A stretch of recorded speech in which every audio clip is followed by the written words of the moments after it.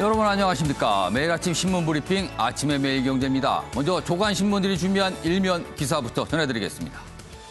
매일경제 일면 기사 빨간색으로 표시가 돼 있습니다. 이쪽으로 가겠습니다. 여론조사 결과입니다. 정당 여론조사. 민주당 33.4%의 지지율, 통합당은 36.5%의 지지율. 통합당이 앞서고 있죠.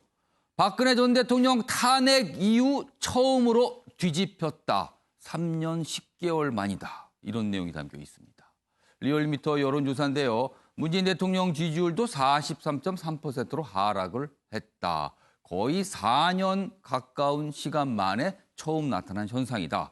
오늘 굉장히 많은 언론들이 이 내용 좀 다루고 있습니다. 이번엔 동아일보 보겠습니다. 자, 기사가 여기 아래쪽에 자리 잡고 있어요. 아프면 어쩌나.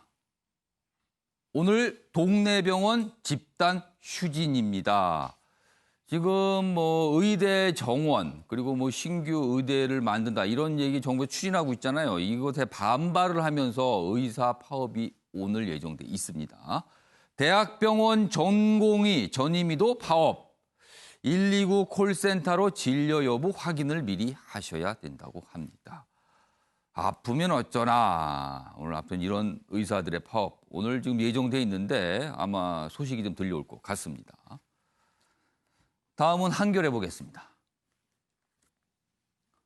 수석만 바꾼 채 노영민 비서실장 유임됐다. 청와대 쇄신 민심을 저버렸다. 제목에서 아주 매섭게 지금 질타하고 있습니다. 다주택 처분 파동 진앙지인데 문재인 대통령 노 실장 사표를 반려했다. 시작점인데 반려를 했다. 이렇게 해석을 하고 있어요. 여권에서도 혁신 의지가 안 보인다. 야당은 고구마 먹은 듯 갑갑하다. 이렇게 또 뭔가 이렇게 비유까지 좀 했습니다. 마지막으로 서울신문 보겠습니다. 기사가 아래쪽에 있습니다. 오늘도 부동산 이야기는 신문에서 빠지지가 않습니다. 아파트 전세 매물이 0이다. 서울 전세값 59주째 고공행진이다. 8.4 부동산 안정화 대책, 그 대책에도 상승을 하고 있다. 평균 가격, 서울 지역의 전세값 평균 가격 5억 눈앞이다. 이렇게 또 전하고 있습니다. 아파트 그리고 부동산 시장 진정되지 않는 모습이다. 이런 내용이 담겨 있습니다. 자, 지금까지 일면기사 짚어봤고요. 오늘도 네 분 패널 나오셨습니다. 한 분씩 소개해드리겠습니다. 자, 먼저 첫 번째 자리에 김관호 계명대 교수 자리하셨습니다. 그리고 그 옆에는요, 이상희 전 청와대 춘추관장 나오셨습니다. 그리고 주원규 삼육대 겸임교수도 자리하셨고요. 마지막으로 최진영 변호사 나오셨습니다. 안녕하세요. 네, 반갑습니다.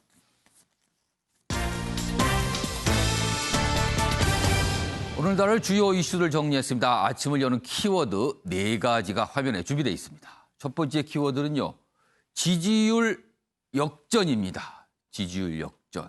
일면기사 방금 전에 전해드렸는데 3년 10개월 만에 역전되는 현상이 발생을 했다. 각 정당 지금 분주하게 이유를 분석하고 있을 겁니다. 두 번째 키워드는요. 비서실장 재신임. 과연 이것이 무슨 의미일까? 무엇일까? 이런 내용도 준비되어 있고요. 주말 외식과 관련된 기사도 오늘 있습니다. 주말 동안 6번 외식을 하면 마지막 6번째 10,000원을 환급해준다. 근데 이런 거에서 곰곰이 또 생각해 볼 대목들이 좀 있습니다. 마지막 키워드는요. 총리의 걸음걸이입니다. 우리나라 총리가 아니라 일본 총리 얘기입니다. 걸음걸이 속도가 늦어졌다. 건강에 문제가 있는 거 아니냐. 일본 언론들이 이런 얘기를 많이 지금 쓰고 있습니다. 자, 그럼 아침에 매일경제 본격적으로 출발하겠습니다. 지금요. 장마가 좀 잠잠해졌죠. 제발 이대로 끝났으면 좋겠다는 생각 많은 분들이 하실 텐데요. 그런데요. 이 장마 그리고 물난리의 뒤끝이 아주 진하게 남아 있습니다. 홍수 피해 책임이 과연 어디에 있는가? 이걸 두고 다툼이 벌어지고 있는 겁니다. 첫 번째 기사 보겠습니다. 댐 한 개에 관리 3곳까지. 그럼 어떻게 되는 거예요? 댐 한 개는 한 곳이어야 뭐가 좀 일관되게 뭐 가는 거 아닙니까? 근데 3곳에서 관여한답니다. 그러면은 의견이 다를 수가 있는 거죠. 최악 물난리 일어나 논란 고조되고 있다. 이런 얘기입니다. 현 정부 들어서 수자원 관리 기능이요. 환경부로 이관이 됐는데 그 후유증이 아니냐. 이런 지적이 있습니다. 이 아랫부분 좀 잡아주세요. 여기 빨간색으로 밑줄이 그어져 있습니다. 문재인 정부는 2018년 물관리 일원화를 선포, 국토부에서 환경부로 물관리 업무를 이관했다지만 하천 관리는 여전히 국토부가 담당하는 등 물관리 주체가 제각각인 상태. 그 물관리는 환경부인데 하천은 국토부다. 하천에 물이 있는 거 아닙니까? 이게 복잡해진 거예요. 그 옆으로 가겠습니다.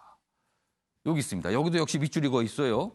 지금 굉장히 논란이 되고 있죠. 섬진강 댐입니다. 여기 지금 홍수와 관련돼 있는데 섬진강 댐은 운영 구조가 더 복잡한데 수자원공사와 한국수력원자력의 농림축산식품부 산하 농어촌공사까지 총 3개 기관에서 공동 운영하고 있다. 댐은 하나인데 관여는 3곳. 그런데요, 각각의 목적이 다르잖아요. 수력원자력 쪽은 아무래도 이게 자원 측면에서 이걸 관리할 거거든요. 그리고 이게 발전이잖아요. 그리고 농어촌공사는 농촌에 물을 공급하는 부분에 아마 중점을 둘 겁니다. 수공은 역시 물 자체에 대한 어떤 관리를 담당하는가 이해관계가 다 다를 수 있다는 거죠, 지금요. 자, 이런 상황에서요. 지금 물난리로 피해를 본 지방자치단체 단체장들이요. 수공을 찾아가서 항의하는 일이 있었습니다. 영상으로 확인해 보겠습니다. 나가시고 나면 자연스럽게 사장님과 얘기를 아니 자연스럽게 아니고 네. 정부에다가 2018년도 6월 왜 나가라고 하려고 온 거예요? 비밀 얘기를 하려고 한 거 아니다. 우리가 비밀 얘기 계속 탐수만 하려고 온 것 아니냐 이렇게 생각이 들죠. 남원 금지 그 제방이 터져버리고 곡성도 저 제방이 터져서 물난리가 난 것 아니냐. 국가시설에 대한 운영 기준이 있습니다. 그러면 그 기준에 따라서 저희들이 운영하는 것이거든요. 전혀 잘못이 없다는 이야기하고 똑같은 얘기예요. 계속해서 네가 하루 종일 피해를 봐라. 뭔가 이제 항의가 계속되고 있고 뭐 또 수공 측에서는 또 수공 중대 나름대로 이유를 또 설명하고 있고 뭐 이런 상황입니다. 다음 화면 좀 봐주시죠. 자, 한국수자원공사 그제입니다. 이런 설명이 있었어요. 기상청 예보보다 많은 비가 내려 홍수 조절에 실패했다. 그러니까 사정이 있었다. 이런 거예요. 여러 가지 불확실성에 대비하기가 참으로 어려웠다. 어쩔 수가 없었다. 뭐 이런 취지로 읽힙니다. 다음 보겠습니다. 앞서서 수공이 기상청 얘기를 했잖아요. 그러자 기상청이 또 이렇게 얘기합니다. 역시 그제입니다.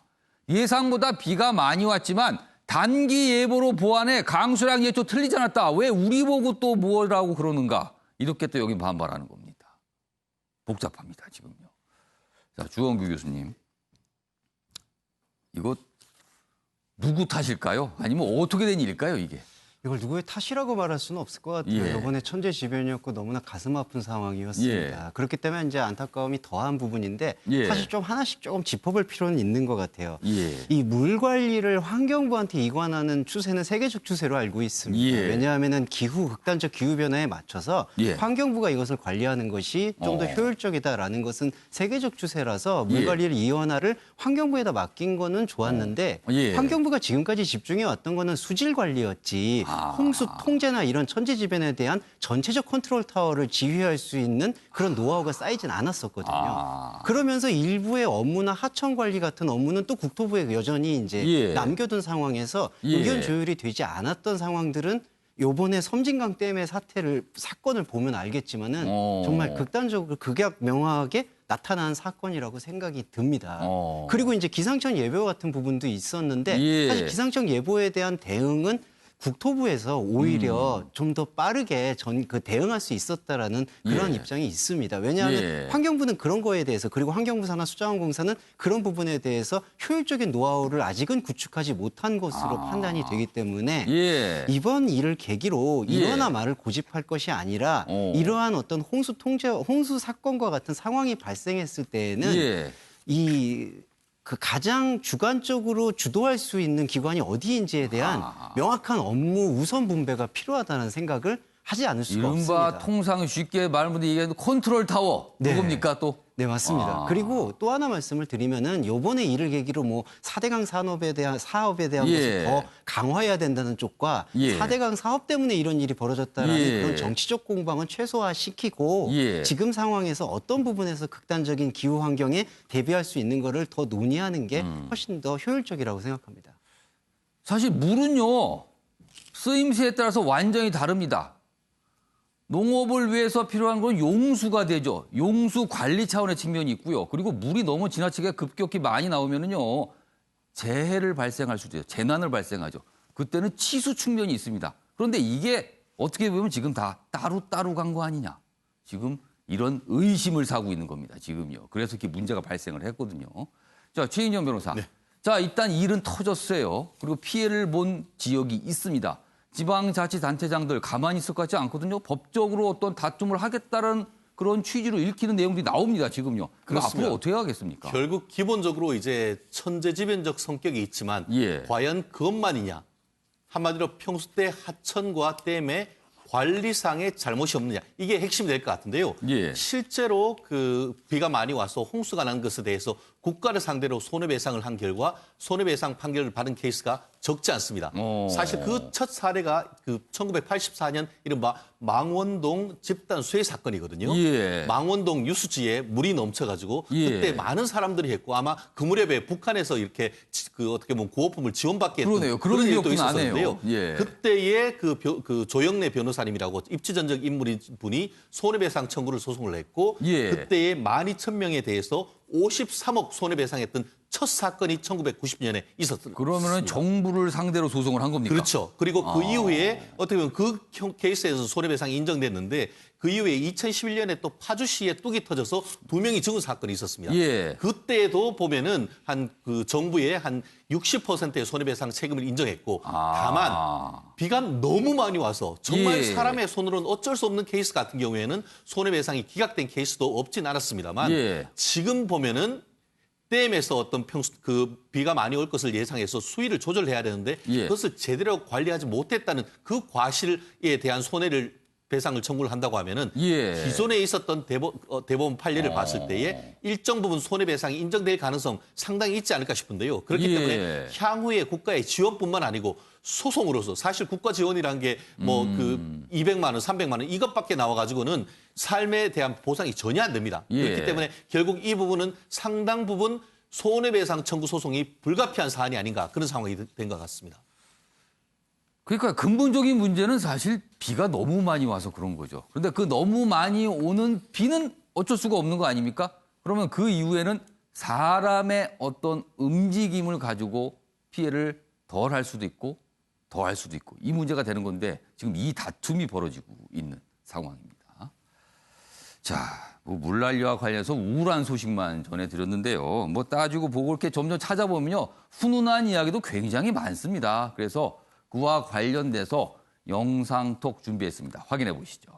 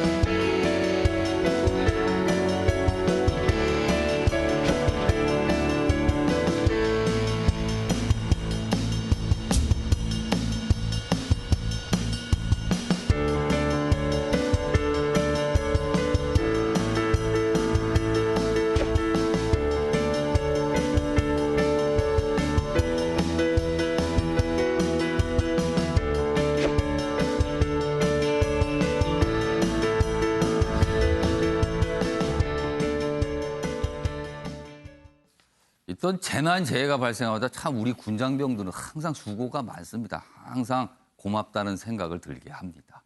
자, 물난리 장마와 관련된 기사 하나 더 보겠습니다. 모기 실종 사건. 범인은 긴 장마다. 그러고 보니까 요즘에 모기는 잘 없는 것 같아요. 개체 수가 작년보다 절반이 줄었다고 합니다.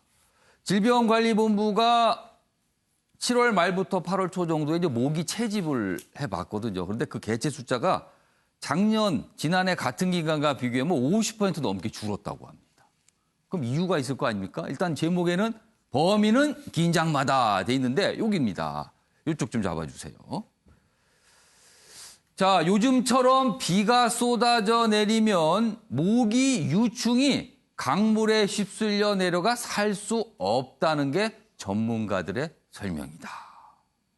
그러니까는 모기가 알을 낳으면요, 여기 있습니다. 요 윗부분입니다. 모기는 일반적으로 물 위에 알을 낳는데 다 쓸려 내려간 겁니다. 그러니까 뭐 살 방법이 없다는 거죠. 모기의 알은 약 3일 만에 부화돼 유충이 되고 유충은 약 10일 뒤에 성충을 자라는데 장마가 워낙 기니까 뭐 유충이 부화될 뭐 시기도 없고요. 시간도 없고 그다음에 열흘 정도 필요한데 성충으로 자랄 기간이 없는 겁니다. 그냥 다 쓸려 내려갔다 이런 얘기입니다. 이건 그나마 좀 다행입니다. 지금 모기가 좀 덜해서요. 자, 장마, 물난리 얘기는 뭐 이 정도로 좀 마무리하겠습니다.